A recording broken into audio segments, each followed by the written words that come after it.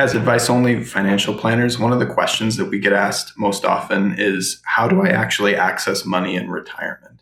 When you're building up assets, when you're working, you have everything working in one direction. You have your savings going into your accounts. You have hopefully your asset values going up. And it's just you're watching that steady stream up the mountain. And then you get to the point where you have to actually start taking money from your portfolio and things get quite a bit more complex. I'm Jeremy Zucchi. I'm Chief Strategy Officer and Financial Planner with Abundo Wealth. And we're going to talk about questions you should really be asking yourself to figure out how to withdraw your money in retirement. The first question, what are your goals? And nothing in financial planning ever really gets resolved without thinking about what it is that you specifically want that might be different from somebody else. So for example, do you have people you're taking care of? Do you have big purchases on the horizon? Do you have kids you want to leave money to? Have you thought about long-term care? All those big purchases that are not just little monthly expenses. You need to first do a bit of a mapping and figure out, do you have those funded? It's hard to get to a good monthly expense and withdrawal rate without also figuring out where the money is going to come from to pay for those bigger expenses throughout retirement. The second thing is, what income streams do you actually have? One thing that you'll find when you read a lot of retirement advice, blogs, all of that on withdrawal rates, you'll find that the 4% rule or the 3.5% or whatever, people will throw out things about how much on a percentage basis you can take out of your portfolio in order to have a sustainable withdrawal pattern. But the issue with that is that it ignores a lot of differences between people. So for example, some people have 2 Social Security payments in their household. Some people have a pension. Some people have part-time work.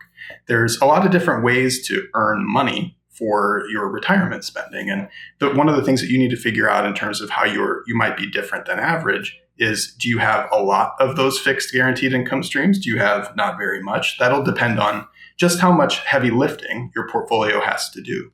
And it might be that that is different in different time periods. So one of the reasons that we're not huge fans of specific percent withdrawal rules is that it might be that up until the point when you're taking Social Security, you're taking a little more out of your portfolio, and then Social Security comes in as an income stream, and now you can take much less out of your portfolio. So you may have a bit of more of a stepwise function to your retirement spending. But just think about how where are you actually going to take your money from, and what are those first guaranteed income streams that you have? Then the next question that you'll want to ask yourself is, where are my accounts located? So there's a big difference between the accessibility of money in taxable accounts versus traditional accounts versus Roth accounts. And it depends on your age when you retire and a number of other factors. So that's a good just way to think about where is that coming from in order to make your paycheck. And the last thing is automation. When people are on the way up, automation is a huge part of that. You're going to go into your 401k account. You're going to say, hey, I'm going to contribute 6% per paycheck, whatever it is. And then that just comes out. You don't think about it. And it's just happening in the background. And in the background, you're also getting a paycheck, right? From your employer. You have a direct deposit every 2 weeks, every month, whatever it is. It's a very comforting thing and something that I think a lot of people find comfort replicating in retirement. So once you've figured out how much you're reasonably willing to take, where it's going to come from, I'm a big fan of developing an actual just paycheck system. So if you have a savings account that can just serve as a bit of a holding pen for some of your money, 6, 12 months of expenditures, and then just automate a paycheck to yourself. It can be every 2 weeks, every month, just whatever you were accustomed to when you were working. Go ahead and automate that so that you're creating a paycheck that actually gets delivered.